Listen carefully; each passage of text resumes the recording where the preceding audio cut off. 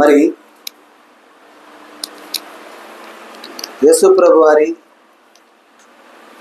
జన్మదినానికి 7 ఆదివారాల దూరంలో మనం ఉన్నాం. మరి 7 ఆదివారాలు కూడా మన నిమిత్తము ఈ లోకానికి వచ్చినటువంటి రక్షకునికి పెట్టబడినటువంటి పేర్లను గురించి మనము ఒక్కొక్క వారము ఒక్కొక్క పేరును గురించి మనము ధ్యానం చేసుకుందాం. అయితే ఈ దినమున కొన్ని విధానాలు యేసు ప్రభు వారు మన కొరకు ఎందుకు రావాల్సి వచ్చిందనే విషయాన్ని ఆయన పెట్టబడ్డ పేర్లని మనము ధ్యానం చేసుకుందాం. మొదటిగా చూడండమ్మా, యెషయా గ్రంథము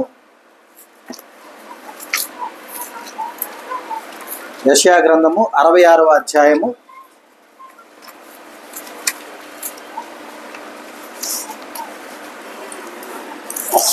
66వ అధ్యాయము 13వ వచనం చూడండమ్మా. ఒకని తల్లి వారిని ఆదరించినట్లు నేను మిమ్మల్ని ఆదరించుదును, యెరూషలేములోనే మీరు ఆదరింపబడిదురు. మరి ఇక్కడ ఒక విషయాన్ని మనం గమనిస్తే కనుక, ఒకని తల్లి వానిని ఆదరించినట్లు నేను మిమ్మల్ని ఆదరించదను. దేవుడు చెప్తూ ఉన్నాడు. అంటే మనకు సంరక్షణ, అంటే రక్షణ ఎందుకు అవసరమై ఉన్నది? ఎందుకంటే మనం ఈ లోకాన్ని ఎటు విడుస్తాం, విడిచిన తర్వాత తండ్రి యొద్దకు మనం పోవట్లేదు, అవునా? అందుకని మనము పాతాళానికి పాత్రలమై పోతూ ఉండగా ఆయన ప్రేమ, ఆయన ఆశ ఏంటంటే నా బిడ్డలను నా యొద్ద చూసుకోవాలి. బాగా గమనించండి. ఈ కాలంలో అంటే అరుదు, మన ముందు జనరేషన్స్, ఆ ముందు జనరేషన్స్ మనం చూస్తే కనుక ఇంటి బిడ్డల్ని దగ్గర సంబంధాలే చూస్తారు, అక్కడక్కడే ఉంచాలనుకుంటారు. ఎందుకు? బిడ్డలకు ఎటువంటి ఇబ్బందులు కలగకూడదని, తల్లిదండ్రులకు దగ్గరగా ఉంటే బిడ్డలు సంతోషంగా ఉంటారని, వారి బాధలు ఏమన్నా ఉన్నా మనకు పంచుకుంటారని, అందుకని ఏం చేస్తూ ఉంటారని బాగా చాలా దగ్గర సంబంధాలనే చూస్తూ ఉంటారు. అంటే ఇంకా దగ్గర అంటే ఎట్లా అంటే మేనరికాలు, అట్లా మేనరికాలు అవన్నీ కూడా చూస్తూ ఉంటారు. ఎందుకంటే తల్లికి ఉన్నటువంటి ప్రేమ, తల్లిదండ్రుల బిడ్డలను కళ్ళ ఎదుటే ఉంచుకోవాలనే ఆశ కలిగిన వారే ఉంటూ ఉంటారు. అయితే ఈ లోకపరమైన ఆశ కలిగిన తల్లిదండ్రులు వారి బిడ్డలను వారి కళ్ళ ముందు పెట్టుకోవాలని ఎంత ఆశ ఉన్నదో, ఆ ఆశ ఎంత న్యాయమైనదో మనం ఆలోచిస్తూ ఉంటాం. ఎంత గొప్ప ప్రేమమ్మా అనుకుంటుంటాం మనం అప్పుడప్పుడు. చూడండి, ఆమె బిడ్డల్ని దూరంగా పెట్టుకోలేక దగ్గర పెట్టుకొని వాళ్ళ సంరక్షణ అంతా చూసుకుంటుంది. ఎంత గొప్ప తల్లమ్మ అంటుంటాం. అంటామా అనమా? అంటాం. అయితే అంతకు మించిన ప్రేమతో దేవుడు చెప్తున్నాడు. ఎందుకంటే ఇక్కడ దేవుని ప్రేమను మీకు చూపిస్తానంటే, దేవుడు మనకు కనపడ్డు కాబట్టి మనం నమ్మమని, అంటే మనం మంచి ఇంటెలిజెన్స్ కదా, మనం దేవునికే మనము దారి చూపించేవాళ్ళం కదా, అవునా కదా? అందుకని దేవుడు చెప్తున్నాడు మనకు ఒక ఉదాహరణ కావాలి కదా. అరే, ఎందుకంటే దైవ జ్ఞానమును మనం పొందుకోలేని వారమై ఉంటూ ఉండగా, దైవ చిత్తానుసారమైనటువంటి మార్గమును సంచరింప చేయలేకుండా మనం పడి ఉంటూ ఉండగా, మనకు కావలసిన విధానం ఏంటి అంటే ఒక ఉదాహరణతో మన జీవితాన్ని మనం ముందుకు సాగిపోయేవారుగా ఉంటూ ఉన్నాం. ఉదాహరణ లేదే మన జీవితం ముందుకు సాగదు. అందుకే దేవుడు చెప్తున్నాడు, అరే నేను మిమ్మల్ని ఎలా ప్రేమిస్తానో తెలుసా? ఒకని తల్లి వారిని ఆదరించున్నట్లు. ఎందుకంటే తల్లి లేని బిడ్డలు ఎవరు ఉంటారా? ఉంటారమ్మా? ముందరగా ఎవరు అని నా ఉద్దేశం అనేది చనిపోయింది, తల్లి చనిపోయిన బిడ్డలని కాదు. నేను అప్పుడప్పుడు అంటూ ఉంటా, రేచలు ఏమన్నా మా ఇద్దరికి చిన్న చిన్న మాట అవుతుందంటే తల్లి లేని బిడ్డలు కూడా లేకుండా చూసి చూడే అట్లా మాట్లాడుతున్నావు అంట. వెంటనే అంటది నాకు తండ్రి లేడే అంటే ఈ లోకపరమైన విధానాలు. అయితే తల్లి లేకుండా ఏ బిడ్డ ఈ లోకానికి వచ్చే అవకాశం లేదు. ఎలా అంటే మన రక్షణార్థమైన సంరక్షకుడే తల్లి నుండి వచ్చాడు. అర్థమైందా?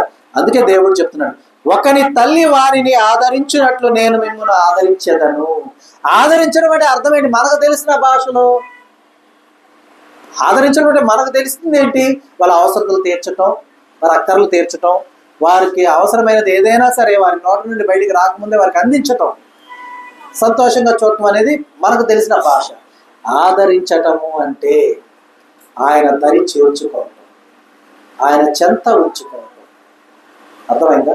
ఆయన కను దృష్టి ఎదుటి నుండి పోకుండా ఆయన ఏ ఆనందాన్ని అయితే అనుభవిస్తున్నాడో ఆ ఆనందాన్ని, ఆ సంతోషాన్ని బిడ్డలకు అందించటం.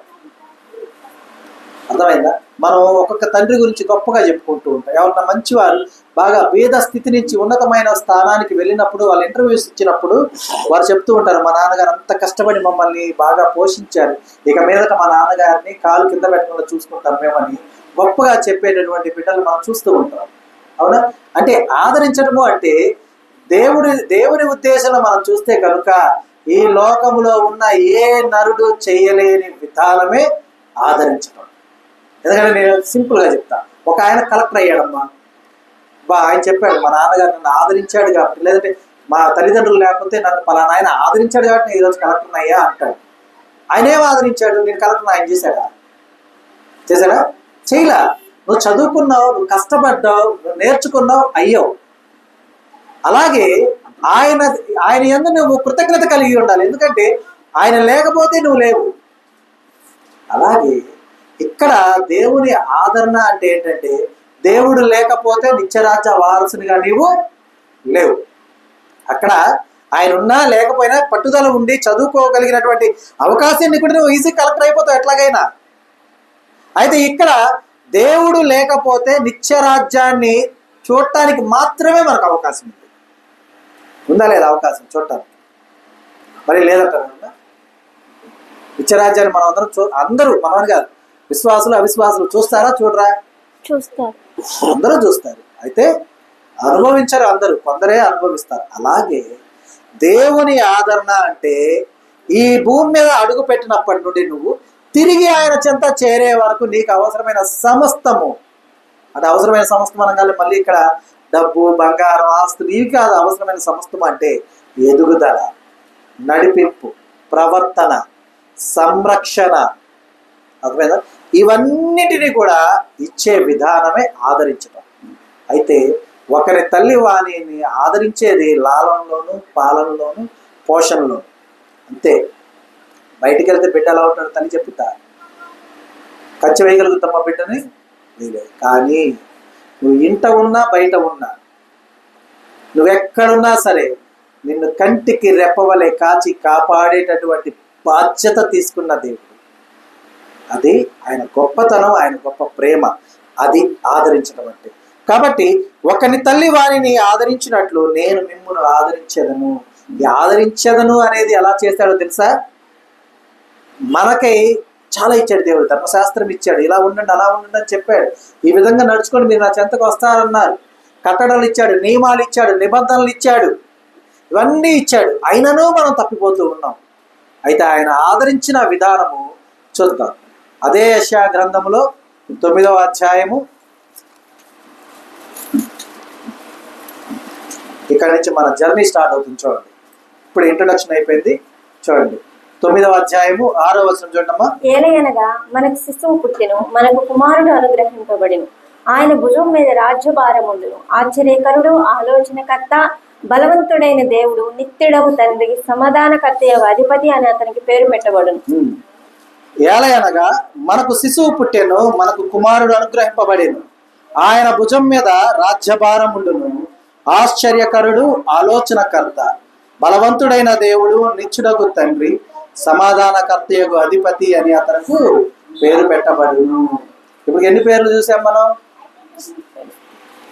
ఇప్పటి వరకు ఎన్ని పేర్లు చూసాం మనం? ఎన్ని? 5 పేర్లు మనం చూసాం. అయితే ఇక్కడ ఆదరించున్నట్లు నేను మిమ్మల్ని ఆదరించేదను. ఆ ఆదరణ ఎలా చేశాడో తెలుసా? చూడండి, మనకు శిశువు పుట్టెను. మనకు శిశువు ఎందుకు పుట్టాడు? మన భాషలో చెప్పాలంటే మాకు శిశువు పుట్టాడు మమ్మల్ని సంరక్షించుటకు, మమ్మల్ని ఆదరించుటకు అని కాదు. నీ కొరకు, నా కొరకు, మనందరి కొరకు ప్రాణం పెట్టుటకు. అర్థమైందమ్మా? ఇప్పుడు మనం బిడ్డలను పెంచి ఎవరన్నా ఒక స్త్రీ గర్భము ధరించింది అనుకోండి, ఆ స్త్రీ ఆ బిడ్డ తన గర్భమందు ఉన్నప్పుడు ఆ స్త్రీ ఏం ఆలోచించుంది? నా బిడ్డ ఎలా ఉంటుంది, మొదట రూపం ఎలా ఉంటుందో, తర్వాత నా బిడ్డకి ఎలాంటి పేరు పెట్టాలి, నా బిడ్డని ఏ స్కూల్లో చదివించాలి, నా బిడ్డ పొజిషన్ ఎలా ఉండాలి, మంచివాడుగా ఉండాలి, ఉన్నతమైన స్థితిలో ఉండాలి అని ఆ 9 నెలలు గర్భస్థ శిశువుగా ఉన్నప్పుడే ఆలోచన చేస్తూ ఉంటుంది తల్లి. అవునా? అంతేగాని నీకు పుట్టబోయే బిడ్డ మరణించుటకు మరణపాత్రుల యొక్క మరణాన్ని పొందుటకు. అంటే తల్లి ఆలోచించుద్దా బిడ్డ గురించి? అయ్యా నాకు ఆ బిడ్డ ఇవ్వకపోతే నేను, అవునా కదా, ఆ బిడ్డను నాకు ఇవ్వకపోతే ఏమయ్యా, గర్భశోకము నాకు ఇచ్చుట ఎందుకు? నిజమా కదా? మరి మన కొరకు శిశువును అనుగ్రహించినటువంటి దేవుడు, ఆ శిశువు మన కొరకు పుట్టి ఉండగా, ఆ శిశువు ఎందుకు పుట్టి ఉన్నాడు ఆలోచించండి. కేవలం నా పాప దోషాలకు ఆయన పుడుతున్నాడు, నా మరణ పాశమును పొందుటకు ఆయన పుడుతున్నాడు, నాకు విడుదల ఇచ్చుటకు, నన్ను సంరక్షించుటకు ఆయన పుడుతున్నాడు. మరి నా మీద అంటే నాకు కావలసినవన్నీ ఆయనకున్నాయి. ఆశ్చర్యకరుడు. ఎందుకంటే నా కోసం పుట్టడం ఏంటి? ఎంత గొప్పవాడిని నేను. మనం ఎవరికి వారం అనుకుంటే ఎంత గొప్ప వాళ్ళం మనం. నా కోసం పుట్టడం ఏంటి? ఆశ్చర్యకరుడు. తర్వాత ఆలోచనకర్త. లెస్సైన జ్ఞానమును ఇచ్చి మనల్ని నడిపించటం, మంచి ఆలోచన మనకు చెప్పడం, ఆలోచనకర్తగా. ఇంకా బలవంతుడైన దేవుడు, మన పక్షాన నుండి యుద్ధం చేసేంత గొప్పవాడుగా. అపవాది నుండి మనల్ని రక్షించడానికి మన నిమిత్తము యుద్ధము ఆయనే చేస్తాడా లేదా? మన శత్రువులతో యుద్ధం చేసేది యెహోవానా కాదా? యుద్ధము యెహోవాదా కాదా? అవునా? కాబట్టి బలవంతుడైనది, నిత్యుడగు తండ్రి, నిత్యము మనల్ని సంరక్షించుకునేటటువంటి తండ్రి, సమాధానకర్తయగు అధిపతి. ఎందుకు సమాధానకర్త? ఎందుకు? ప్రతిరోజు మనం చేస్తున్నటువంటి పాప దోషాలు మనకు తెలుసో తెలియకో, మనం ఈ లోకంలో జీవిస్తూ ఉండగా దేన్ని చూసి ఆశపడ్డా కూడా అది పరులదై ఉండగా, పరులదేది ఆశించవద్దు అనగానే ఆశ కలిగి వెంటనే ఆజ్ఞని అతిక్రమించిన వారుగా మనం ఉంటూ ఉండగా, ఆజ్ఞ అతిక్రమం పాపమై ఉండగా, పాపానికి తగు జీతాన్ని, మరణాన్ని మనం పొందుకునే వారుగా ఉంటూ ఉన్నామా లేదా? ఉంటున్నామా లేదా? మనకు తెలియదు. మనం అనుకుంటాం జస్ట్ చూసి ఆశపడ్డాను కానీ కావాలని అనుకోలేదు కదా. ఏమా కావాలనుకున్నాం మనం? లేదుగా. కానీ ఆశ కలిగింది. మన హృదయం ఏమైంది? జస్ట్ అలా చలించింది అంతే. ఆ చలించిన వెంటనే మనం మళ్ళా తేరుకున్నాం. ఇది కరెక్ట్ కాదు, దేవుడు ఏమన్నాడు, పరులదేది ఆశించవద్దు అన్నాడు. తేరుకున్నాం. తేరుకున్న ఈ గ్యాప్లోనే అపవాది ఏం చేస్తాడమ్మా? సమాధానకర్త అయినటువంటి అధిపతి అగు దేవుణ్ణి, అంటే యేసయ్యను అడుచుకొని తండ్రి దగ్గర మన మీద ఏం చెప్తాడు? సారీలు చెప్తాడు. చూసావా పరులు దాసపడుతున్నారు అనగానే వెంటనే సమాధానకర్త అగు అధిపతి ఏం చేస్తున్నారు? మన పక్షాన ఉండి, అయ్యా వారు వెంటనే పశ్చాత్తాపడ్డారు, ఆజ్ఞను అతిక్రమించలా, ఏమరపడ్డారంతే అని మన పక్షాన. సరే, ఆ ఒక్క క్షణము వారు ఆజ్ఞ అతిక్రమించారు కదా, సరే నన్ను నేను అర్పించుకుంటున్నా వారి కోసం. ఎక్కడ నుండి నీ రక్తం నా రక్తాన్ని నువ్వు ఎక్కడి నుంచి చిందించాలనుకుంటున్నావో చిందించు. ఆశ కలిగింది ఆలోచన వచ్చేగా, అలా కాదు, మళ్ళా పెట్టుముల కిరీటం. సమాధానకర్త అంటే ఇద్దరిని సంధి చేసి పంపించాడని కాదు అర్థం. దేవునికి నీకు సమాధానాన్ని ఇచ్చాడు, అయితే శిక్షను తీసుకొని నిన్ను సమాధానపరిచాడు. అర్థమైందా? ఏదో మాటతో కాదు. ఇప్పుడు మన మధ్య ఎవరన్నా చిన్న గొడవలు అయినప్పుడు ఎవరన్నా మన మధ్యవర్తి వచ్చి మాట్లాడతాడు, అటు ఇటు మాట్లాడి సమాధానపరుస్తాడు. సమాధానపరిచాడంటే అక్కడ ఇద్దరికి కావలసిన వాడు కాబట్టి ఇద్దరు సరే అని చెప్పి వెళ్తారు. కానీ యేసయ్య అపవాదికి కావలసిన వాడు కాదుగా. అపవాది సమాధాన పడ్డా ఏమంటాడు? పాపానికి తగు శిక్ష కావాల్సిందే, శిక్షించు, అప్పుడు నేను సమాధాన పడతాను. ఎవరిని శిక్షించాలి? ఎవరిని? తల్లి తన బిడ్డను శిక్షిస్తే చూడగలుగుద్దా? తల్లిలాగా ఆదరిస్తున్నటువంటి దేవుడు తన బిడ్డలుగా మనల్ని ఎంచుకున్నప్పుడు మనల్ని శిక్షకు పాత్రలు చేసి తట్టుకోగలరా? తట్టుకోలేదు. అందుకే మనకు కుమారుడు అనుగ్రహింపబడేను. అర్థమైందా? ముళ్ళ కిరీటం మన శిరస్సున పెట్టడానికి సిద్ధమై ఉండగా అక్కడ ఆ ముళ్ళ కిరీటాన్ని పెట్టించుకోవడానికి శిరస్సుగా ఆయన తలను పెట్టుటకు మనకు కుమారుడు అనుగ్రహింపబడేది. అర్థమవుతుందమ్మా? కాబట్టి మనం గమనించాలి.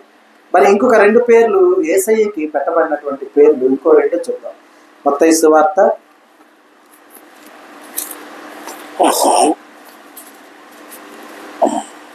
1వ అధ్యాయం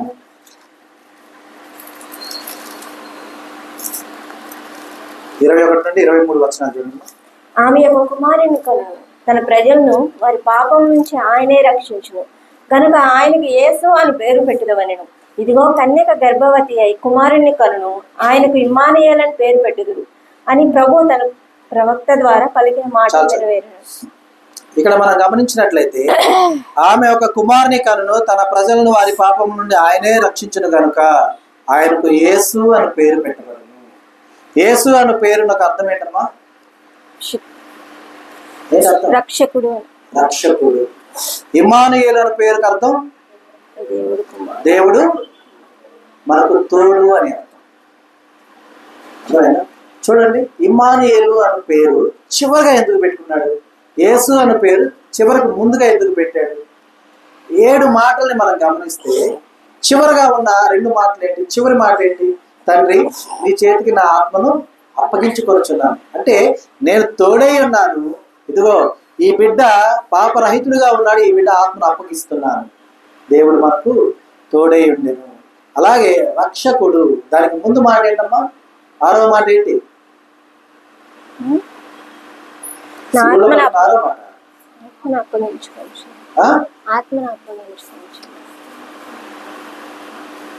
ఆత్మను సమాప్తమైనది. 7 మాటలు చెప్తాం. చెప్పండి. మొదటి మాట ఏంటి? తండ్రి, వీరేమి చేయుచున్నారో వీరు ఎరుగరు కనుక వీరిని క్షమించండి. ఆశ్చర్యకరమైన ప్రేమను కనబరిచిన విధానం. ఆశ్చర్యకరుడు, తండ్రికి పాపికి మధ్య సమాధానాన్ని, సంధిని ఏర్పరిచిన విధానం ఆశ్చర్యకరుడు. తర్వాత ఆలోచన కర్త. ఏంటి ఆ ఆలోచన? లెస్సైన జ్ఞానము నీకు చెప్పి ఏ మార్గంలో నీవు సంచరించాలో, ఏది నీకు నిజమైన మార్గమో, ఏది నీ గమ్యస్థానమో వివరించిన విధానం. నేడు నీవు నాతో కూడా పరదేశంలో ఉందో అని నీతో నిశ్చయముగా నేను చెప్పుచున్నాను. 3వ పేరేంటి మా? 3వది అమ్మా ఇదిగో నీ కుమారుడు, అమ్మా ఇదిగో నీ తల్లి. మాట కాదు, 3వ పేరు నిత్యుడగు తండ్రి. ఎవరమ్మా? నిత్యుడగు తండ్రి. నిత్యుడగు తండ్రి. అవునా? అదేనా? నిత్యుడగు తండ్రి. చూడండి ఒకసారి, మరి కన్ఫ్యూజ్ లేకుండా చూడండి పేర్లు. 9:6 యెషయా గ్రంథము. నిత్యుడగు తండ్రి. సరిగ్గా చూడండి. భారాన్ని భరించుటకు, బాధ్యతను నిర్వర్తించుటకు బలవంతుడైన దేవుడు. ఎందుకంటే ఒకరి తల్లిని భరించాలంటే, బాధ్యత తీసుకోవాలంటే భారమా కాదా? ప్రయాసపడి భారం మోయించిన సమస్త జనులారా నా ఎదురుకు రండి, నేను మీకు విశ్రాంతిని కలుగు చేస్తా, మీ భారాన్ని నేను మోస్తా అని చెప్తున్నాడు. బాధ్యతను అప్పగించాడు, కానీ ఆ బాధ్యత కలిగిన భారం అంతా ఎవరు మోసారు? దేవుడే. 3వ మాటగా ఏం మాట్లాడాడమ్మా? అమ్మా ఇదిగో నీ కుమారుడు, ఇదిగో నీ తల్లి. బాధ్యత, దాన్ని ఆయన బలముతో, ఆ బలాన్ని మనకు దయచేసి, బలము అంటే పోషించాలని మనకు ఏం కావాలి? అర్ధబలం కావాలి. దానికి తగిన విధానమైనటువంటి బలాన్ని మనకు దయచేశాడు. అవునా? తర్వాత ఇంకో మాట ఏంటి? నెక్స్ట్ పేరేంటి? నిత్యుడగు తండ్రి. నిత్యుడగు తండ్రి. నిత్యము మనకు తండ్రిని దయచేయుటకు, తండ్రి చేత చెయ్యి విడనాడు లాగున ఆయన పడినటువంటి ఆ యొక్క వేదన ఏంటది? దేవా నా దేవా, నా దేవా, నన్నెందుకు చెయ్యి విడిచితివి? అర్థమైందా? నన్నెందుకు చెయ్యి విడిచావయ్యా? నేనేం చేశాను? అర్థమవుతుందా? నిన్ను నిత్యము తండ్రి చెంత ఉంచుటకు ఆయన తన తండ్రి చేతి నుండి ఆ యొక్క సంరక్షణని కోల్పోయిన విధానం.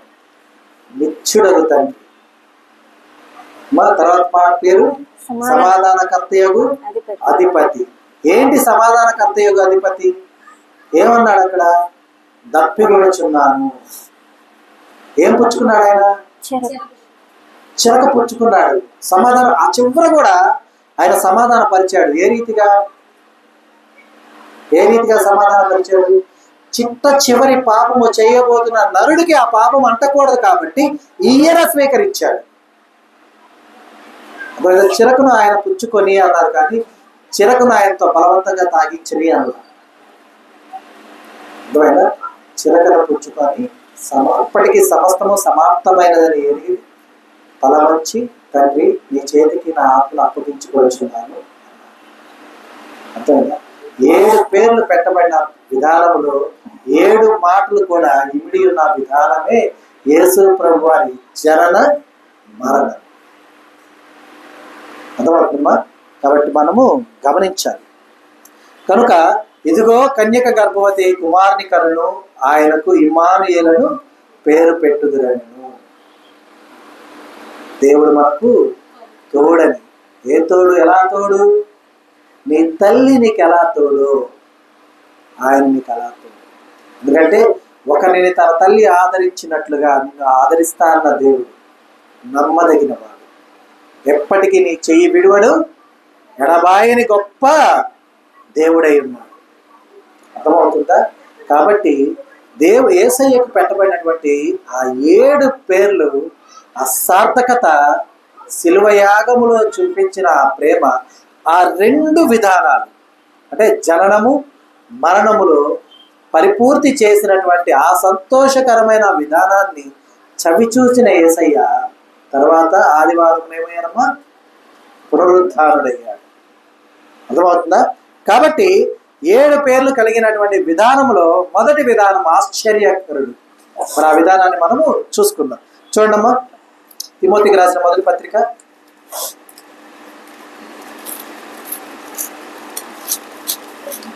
అపోస్తలుడైన పౌలు తిమోతికి రాసిన మొదటి పత్రిక 3వ అధ్యాయము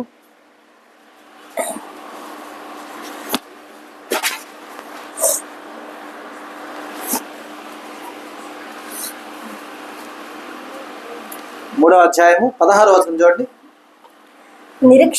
నిరాక్షేపముగా దైవ భక్తిని గూర్చిన మర్మము గొప్పదై ఉన్నది.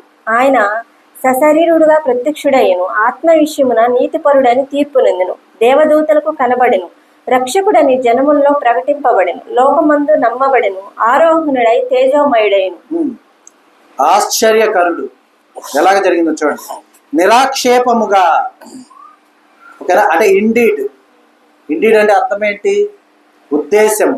ఇంకొక విధానంలో అర్థము ఆర్గ్యుమెంట్ లేకుండా. అంటే ఇప్పుడు మనము ఉన్నాం, పాలు తెల్లగా ఉంటాయి అన్నాం. మనం ఆర్గ్యుమెంట్ ఉంటుంది అక్కడ? ఉంటుందమ్మా? ఎవరిని చెప్పినా వాడు ఇంకోడు ఎదురుగా ఉన్నవాడు మనల్ని, అంటే మనం చెప్పింది అబద్ధం అని ప్రయత్నం చేయాలని పాలల్లో నీళ్లు కలిపాడు. తెల్లగానే ఉంటాయిగా, నల్లగా మారిపోతాయి. ఎన్ని నీళ్లు కలిపినా కూడా పల్చగా ఉన్నా సరే తెల్లగానే ఉంటాయి. అవునా కదా? సో అంటే మళ్ళీ మీరు అనవాకండి, అన్న చెంబు పాలలో మేము ట్యాంకర్ నీళ్లు కలుపుతామని. మళ్ళీ ఇలా అనేసి అన్న చెప్పిన మాట అబద్ధం చేద్దాం కాదు. అంటే ఈక్వల్గా ఉన్నటువంటి దాన్ని మనము రూపు మాపాలి అంటే కుదరని పరిస్థితి అని అర్థం. ఓకేనా? నో ఆర్గ్యుమెంట్ అని. సో నిరాక్షేపముగా దైవభక్తిని గూర్చిన మర్మం ఎలాంటిదమ్మా? గొప్పదై ఉన్నది. ఎలాగా? ఆయన సశరీరుడుగా, అంటే శరీరముతో ఏమయ్యాడు? ప్రత్యక్షుడాయను. అప్పటికి ఏమై ఉన్నాడు ఆయన? మరలా శరీరంతో ప్రత్యక్షమయ్యాడు.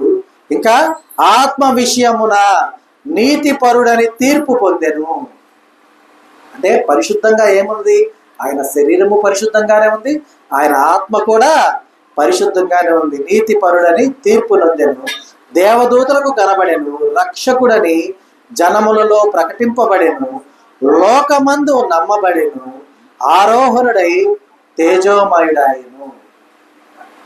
అంటే తేజోమయుడయ్యాడంటే అర్థం ఏంటి? నిత్యము బ్రతికి ఉన్న విధానం. ఆరోహణుడై, ఆరోహణుడు అవటువంటి అర్థం ఏంటమ్మా?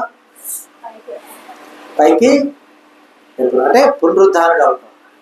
ఆశ్చర్యకరమైనటువంటి విధానాలు. ఎందుకంటే లోకములో మరణాన్ని పొందుకున్న వారు తిరిగి లేచుట నిజమా? నిజమా? లేదుగా. తిరిగి లేవడం అనేది నిజం కాదు. ఎవరన్నా చెప్పినా నమ్మవాకండి. నేను చనిపోయిన వాళ్ళని బతికిస్తానని చెప్పి ఎవరైనా చెప్తే మీరు వెంటనే అమ్మ పలానా ఆయన చనిపోతే బ్రతికిస్తారంట అని చెప్పేసి ప్రచురపరచకండి. అసత్య ప్రచారాలు ప్రచురపరచడం కూడా ఆజ్ఞ అతిక్రమమే అవుతుంది. అర్థమవుతుందా? కాబట్టి ఇక్కడ కేవలము యేసయ్య మాత్రమే ఈ లోకాలలో మరణాన్ని పొంది 3వ దినము ఏం చేశారమ్మా? ఏమయ్యాడు? ఆరోహణుడాయి, పునరుద్ధానుడయ్యాడు. పునరుద్ధానము అంటే అర్థం ఏంటి? పైకి వెళ్ళటం అని కదా అర్థం. తిరిగి లేచుట, సజీవంగా ఉండుట. అర్థమైందా? ఆరోహణుడు అవటం అంటే పరలోకానికి వెళ్ళటం. అర్థమవుతుందా? కాబట్టి ఆయన చేసిన ఈ కార్యము ఆశ్చర్యకరమైనదా కాదా? అవునా కాదు? ఆశ్చర్యకరుడు. ఇంకా ఆశ్చర్యకరుడైనటువంటి విధానానికి ఇంకా 2-3 ఉన్నాయి, మనం చదువుకుందాం. ఏమా? ఆరోహణుడు అవటం, తేజోమయుడు అవటం, ఆత్మయందు కూడా నీతిమంతుడుగా ఎంచబడటం. మరి మనం ఎంతవరకు నీతిమంతుడుగా ఎంచబడుతున్నాం? మనం నీతిమంతులుగా ఉందామని మనం చాలా ప్రయత్నం చేశాక ఒక చాలా చిన్న కోపం మనకు వస్తేనే విచక్షణ కోల్పోతాం.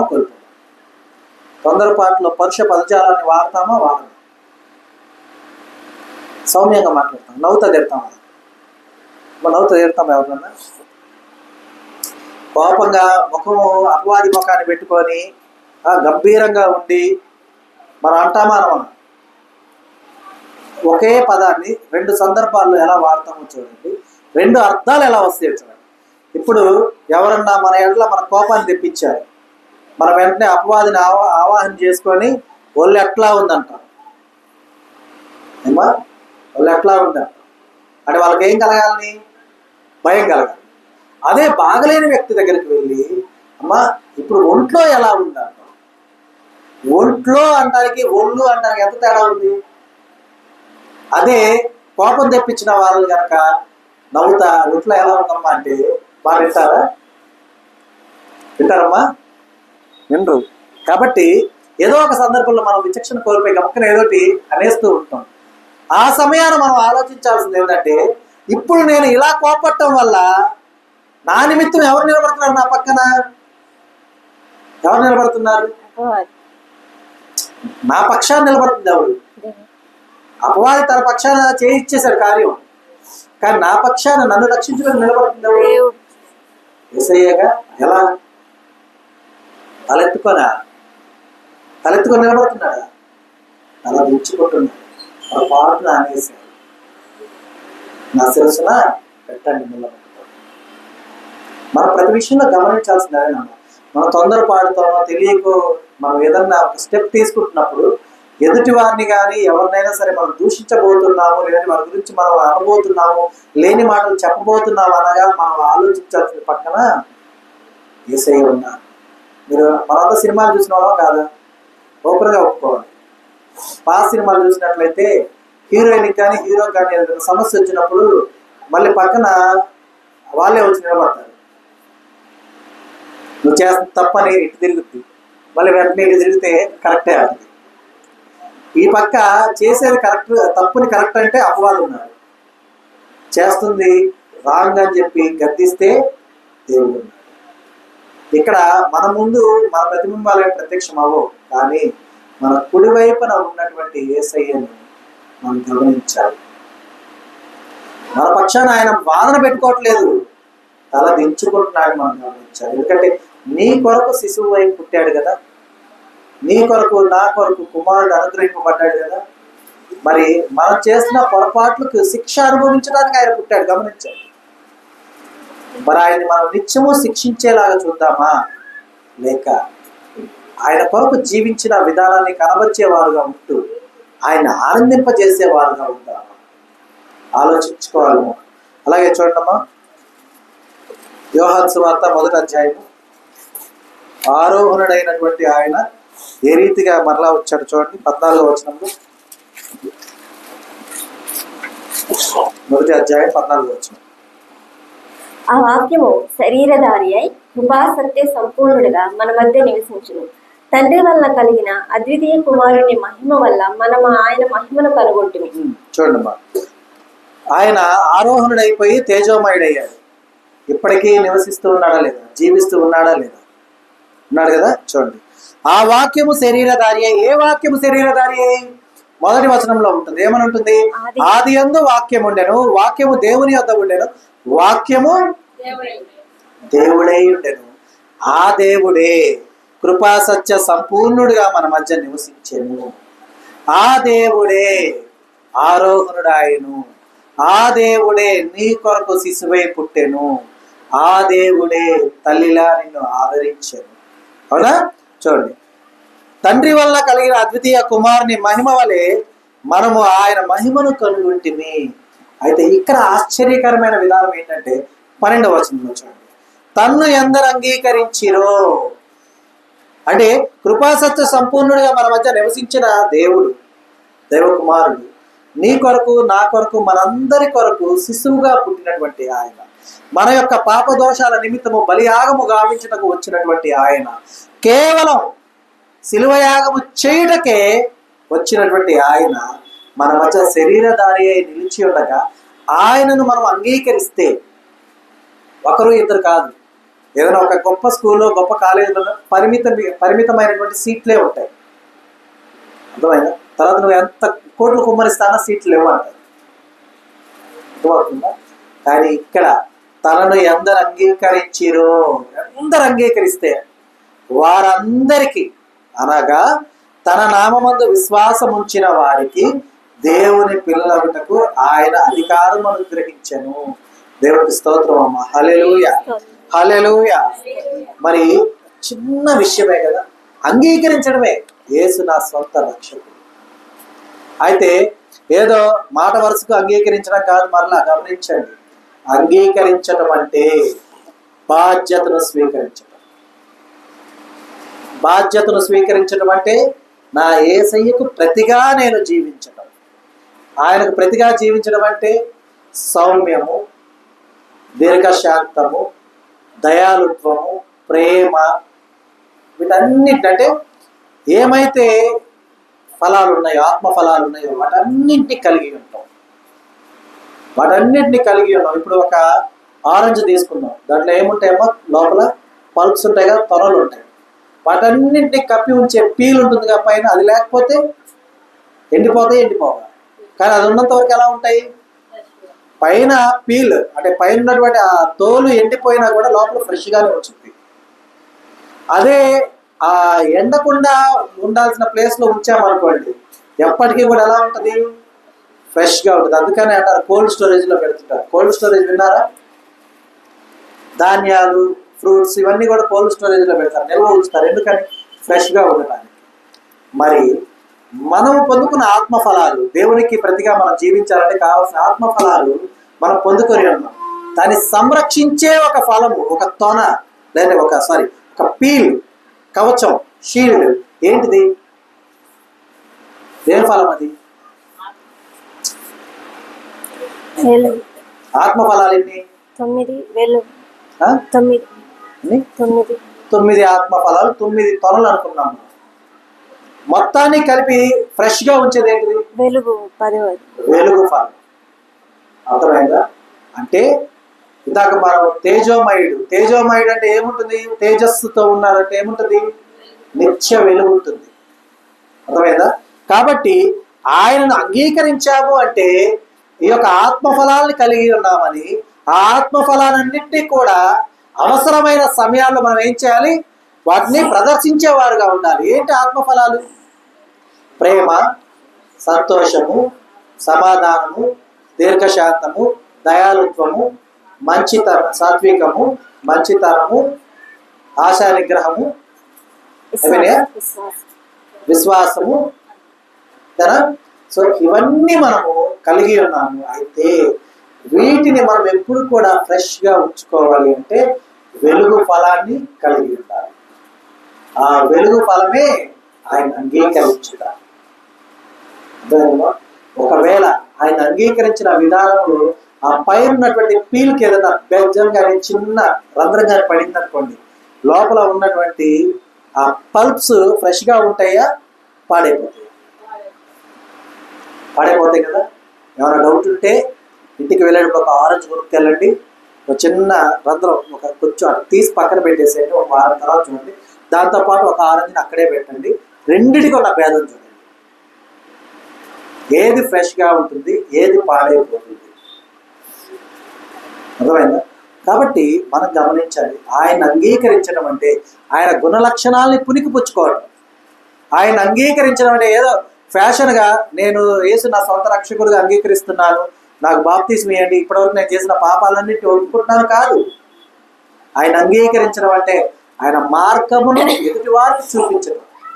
ఆయన అంగీకరించడం అంటే ఆయనకు ప్రతిగా నీవు నిలబడటం.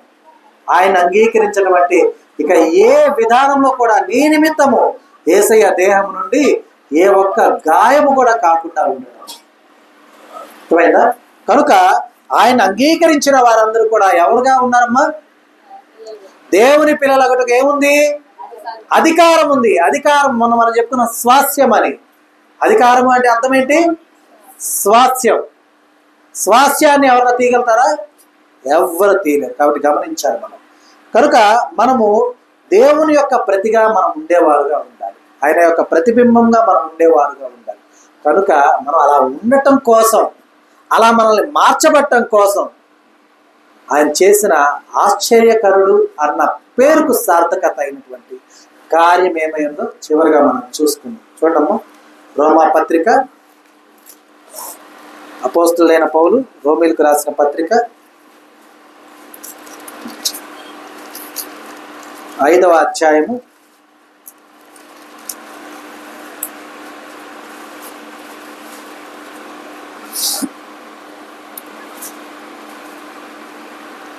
6 నుండి 10 వచనాలు చూడమ్మా. ఏలయనగా మనం ఇంకా బలహీనులమై ఉండగా క్రీస్తు యుక్త కాలమున భక్తిహీనుల కొరకు చనిపోయాను. ఒక నిమిషం. ఏలయనగా మనం ఇంకను ఎవరుగా ఉన్నాం? బలహీనులమై ఉండగా మన కొరకు శిశువు పుట్టాను. మొదటి ఆ లేఖనంలో మనం ఏం చదువుకున్నాం? ఏలయనగా మనకు శిశువు పుట్టాను. ఎందుకు ఏలయనగా అంటే ఎందుకు అనగా అని అర్థం. ఏలయనగా అంటే ఎందుకనగా మనం ఇంకనూ బలహీనులమై ఉండగా అందుకు మన కొరకు శిశువు పుట్టాను, కుమారుడు అనుగ్రహింపబడింది. చూడండి, ఏలయనగా మనం ఇంకా బలహీనులమై ఉండగా క్రీస్తు యుక్త కాలమున భక్తిహీనుల కొరకు ఏమైనా చనిపోయింది. అంటే ఈ కార్యం కూడా 33.5 సంవత్సరానికి ఎందుకు దేవుడు గావించాడు తెలుసా? పాపం పెరిగిపోయిందనో లేకపోతే పాపం పండిపోయిందనో కాదు. ఒకవేళ నరుడు చాలా తెలివిగలవాడు, వాడు ఇందాక మనం అనుకున్నాం కదా, మనం దేవునికే దారి చూపించేవాడు. ఒకవేళ యేసయ్య కనుక 100 సంవత్సరాలు భూమి మీద జీవించాడు అనుకోండి, ఆయన మంచి కార్యాలన్నీ చేసి అందరికీ మహిమ కలిగేలాగా ఉన్నాడు అనుకోండి, మనుషులు ఏమంటారు తెలుసా? వయసు అయిపోయింది కాబట్టి చనిపోయాడు. అర్థమవుతుందా? మనమే మనుషులు అంటే ఎవరో కాదు, మళ్ళీ మనుషులు అంటే ఇంకో జాతి ఉంది అనుకోలేదు. ఎవరి? మనమే. నరరూప రాక్షసులు అన్న పదాన్ని విన్నారా? విన్నారమ్మా? విన్నారా? వినలేదా? నరభక్షకులు అనే పదాన్ని విన్నారా? విన్నారా? విన్నారా? నరరూప రాక్షసులు అన్న నరభక్షకులు అన్న ఒకరే. అంటే నరుని రూపంలో ఉన్న రాక్షసులు నరుల్ని తినేవారు అని అర్థం. అర్థమవుతుందా? యేసయ్య మన కొరకు తన ప్రాణం పెట్టి ఏమిచ్చాడు? నా శరీరానికి సాదృశ్యమైన రొట్టెను, నా రక్తానికి సాదృశ్యమైన ద్రాక్షరసము మీరు స్వీకరించండి. ఎందుకు? నన్ను జ్ఞాపకం చేసుకున్నట్టకై అన్నాడు. అవునా? ఈ విధానాన్ని మనము కనుక జ్ఞాపకము లేకుండా, యోగ్యత లేకుండా స్వీకరించినట్లయితే ఆ నరరూప రాక్షసులు, నరభక్షకులు వేరే ఎవరో కాదు. ఎవరు? మనమే. అలా మనం స్వీకరించినప్పుడు మనం చూసుకోవాల్సింది మన చేతి గోర్లు. మొదట మేము కరెక్ట్గా ట్రిమ్ చేసుకున్నామన్నా నీట్గా ఉన్నాయి మా హ్యాండ్స్ ఫింగర్స్ కాదు. ఏంటంటే నరరూప రాక్షసుల గోర్లు ఎర్రాకు ఉంటాయి. ఎందుకంటే చీల్చుకొని తినాలి కదా. అప్పుడు చూసుకోండి. మనం ఒకవేళ దేవునికి వ్యతిరేకమైన కార్యాలు చేసి ఆయన బలలో చేయి వేయబోతున్నప్పుడు ఒక్కసారి ఇట్లా వేలు చూసుకోండి. మీ గోర్లు పక్కన వాళ్ళకి కనపడలేదు, మళ్ళీ వాళ్ళకి కనపడితే తెలిసిపోద్ది అనుకోవాలి. మీ గోర్లు మీకే కనపడతాయి. తర్వాత ఇంకేముంటాయి వాళ్ళకి? కూరలు ఉంటాయా? ఉండవేమో, వాళ్ళకి గోర్లే ఉంటాయి అనుకుంటా. అయ్యే చూసుకోవాలి. కాబట్టి చూడండి, అలా జరగకూడదు. కాబట్టి మనం ఏం చేయాలి? మనల్ని మనము స్వపరిశీలన చేసుకోవాలి. కనుక నీతిమంతుని కొరకు సహితము ఒకడు చనిపోవుట అరుదు. అంటే చాలా కష్టం, చాలా రేరు. నీతిమంతుని కొరకు సహితము ఒకడు చనిపోవట అరుదు. మంచివాని కొరకు ఎవడైనాను ఒకవేళ తెగింపవచ్చు.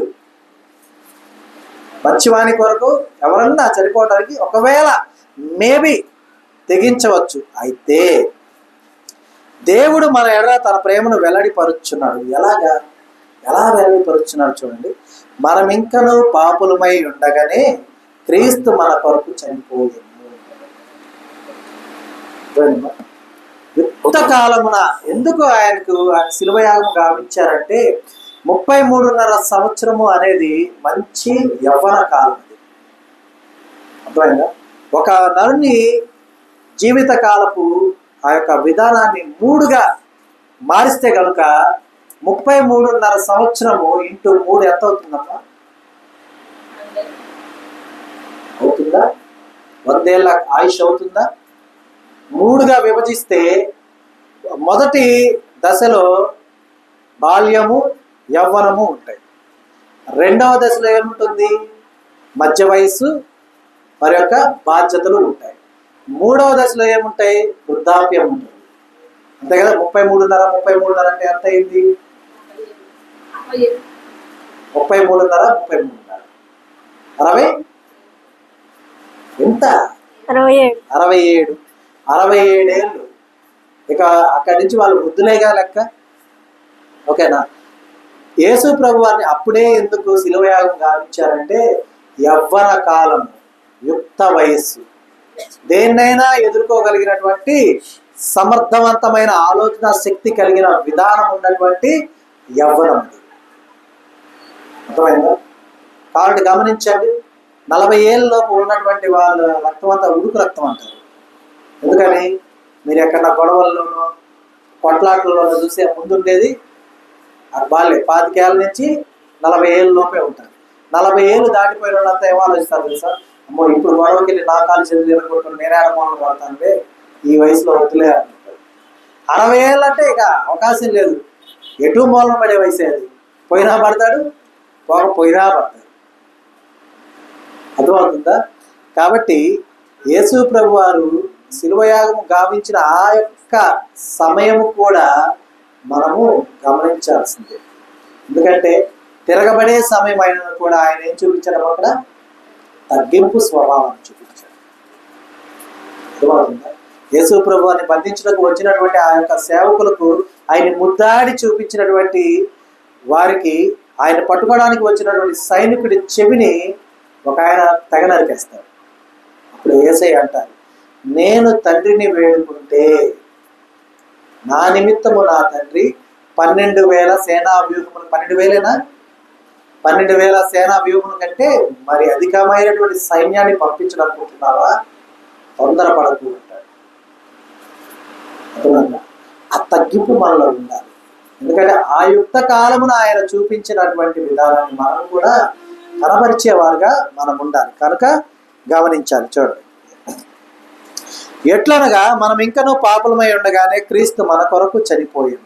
కాబట్టి ఆయన రక్తం వలన ఇప్పుడు నీతిమంతులముగా తీర్చబడి మరింత నిశ్చయముగా ఆయన ద్వారా ఉగ్రత నుండి రక్షింపబడుదుము. ఏలయనగా శత్రువులమై ఉండగా. ఎవరమై ఉన్నామమ్మా? నీ ఇంటి పక్క నీ శత్రువు ఉంటే నీ కసువు నీ ఇంట్లో ఉండదా, వాళ్ళ ఇంట్లో ఉండదా? ఏం చెప్పేసారు? అసలు ఆలోచించుకోవడానికి కూడా సమయం లేదు. కాబట్టి అయితే చూడండి, నీవు శత్రువై ఉండగా తన ఇంట రక్షణ నీ ఇంట ఉంచాడు. ఉంచుతామా? పక్కింట్లో వాళ్ళు మనకు శత్రువులు, మనం మటన్ తెచ్చుకున్నాం, పాపం వాళ్ళకి ఇష్టం అని మనకు తెలుసు. మటన్ తెచ్చుకున్నాం, చాలా బాగా ఇంకా టేస్ట్గా మంచి స్మెల్ వచ్చేలా చేస్తాం. కారణం అమ్మ, మామూలుగా అయితే అసలు ఆరు బయటకే రారు, ఆ రోజంతా బయట కూర్చొనే తింటారు, ఇంకా లోపలికి వినపడేలా తింటారు. ఏంటి వినపడేలా తింటారు చెప్పండి? లోపలికి వినపడేలా తింటారు మటన్ని. శత్రువులు కదా, బాగా టేస్ట్ చేసుకుని ఏం వినపడుతుంది? ఒక ఎముక తీసుకొని కంచానికి కొడతా ఉంటే వాళ్ళకి వినపడాలి అక్కడ, అంతే కదా. కానీ ఇక్కడ చూడండి, శత్రువులమై ఉండగా, ఎవరు మనం? చూడండి, ఏలయనగా శత్రువులమై ఉండగా ఆయన కుమారుని మరణము ద్వారా మనము దేవునితో సమాధానపరచబడిన వారమై ఆయన జీవించిన చేత మరి నిశ్చయముగా ఏం చేయబడుతున్నాం? రక్షింపబడుచున్నాం. శత్రువులమై ఉన్నాం, ఆ ఇంట రక్షణ మన ఇంట ఉంచాడు యేసయ్య. శత్రువులు ప్రేమించే వారు ఉన్నావా? శత్రువు దాకా ఎందుకు? శత్రువు దాకా కూడా అక్కర్లా, 100 మంది చెప్పిన మాటలు వినేసి శత్రువులుగా ఎంచి ద్వేషించేవారు మనం కదా, అవునా కదా? కాబట్టి మనము శత్రువుమై ఉండగా మనల్ని ప్రేమించి రక్షించిన యేసయ్య మనల్ని ఆయన మాదిరిగా జీవించమంటున్నప్పుడు, శత్రువునే ప్రేమించమని చెప్తూ ఉన్నప్పుడు మనం ఎలా ఉండాలి?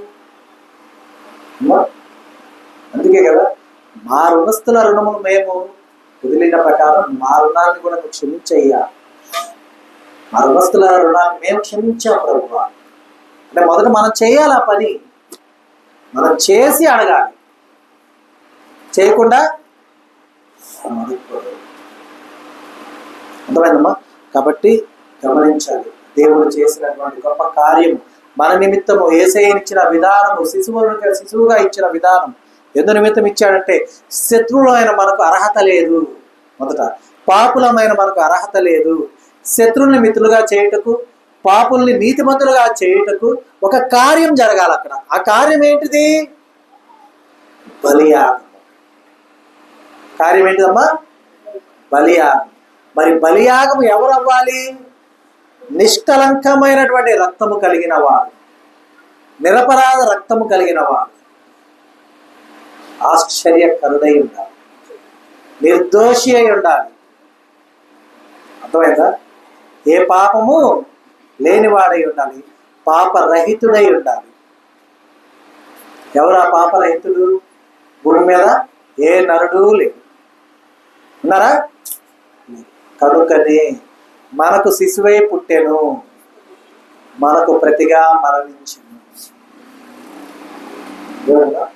మనకు కుమారుడై అనుగ్రహింపబడెను, మనకు తండ్రి మనల్ని కొనుక్కోబడెను. ఒకప్పుడు కుమారుడిగా వచ్చాడు, కానీ ఇప్పుడు తండ్రిగా మనల్ని తండ్రి చెంతకు చేర్చుటకు వచ్చినటువంటి మార్గమై ఉన్నాడు, సత్యమై ఉన్నాడు, జీవమై ఉన్నాడు. కాబట్టి ఆయన మనం అంగీకరించి, ఆయన అంగీకరించిన విధానంలో ఆయనకు ప్రతిగా మనం జీవిస్తూ, ఆయన నామార్థమైన జీవితాన్ని ఆయన సాక్షార్థమై జీవించున్నారు. ఆయన చేసిన గొప్ప కార్యాలన్నీ ఆశ్చర్యకరమైనటువంటి కార్యములుగా తలంచుచు మనం ఆయన ఎదుగుతూ ఫలించి దేవుని బిడ్డలుగా ఈ లోకమందు గొప్ప సాక్ష్యాన్ని మనం పొంది ఆయనకు, ఆయన నామానికి ధన్యకరమైన జీవితాన్ని మనం జీవిస్తూ నామార్థంగా మనం ఉండాలని, ఆ రీతిగా మనం ఉండటం చాలిన జ్ఞానంతో దేవుడు మనల్ని నింపి నడిపించునుగాక. ఆమేన్. ఈ దినము దేవుడు మనకు అనుగ్రహించిన తన సత్యవాక్యమును బట్టి దేవునికి కృతజ్ఞతాస్తుతులు చెల్లిస్తున్నాను. దేవుడు తన వాక్యమును దీవించునుగాక. ఆమేన్. అందరికీ వందనాలమ్మా. గడిచిన కాలము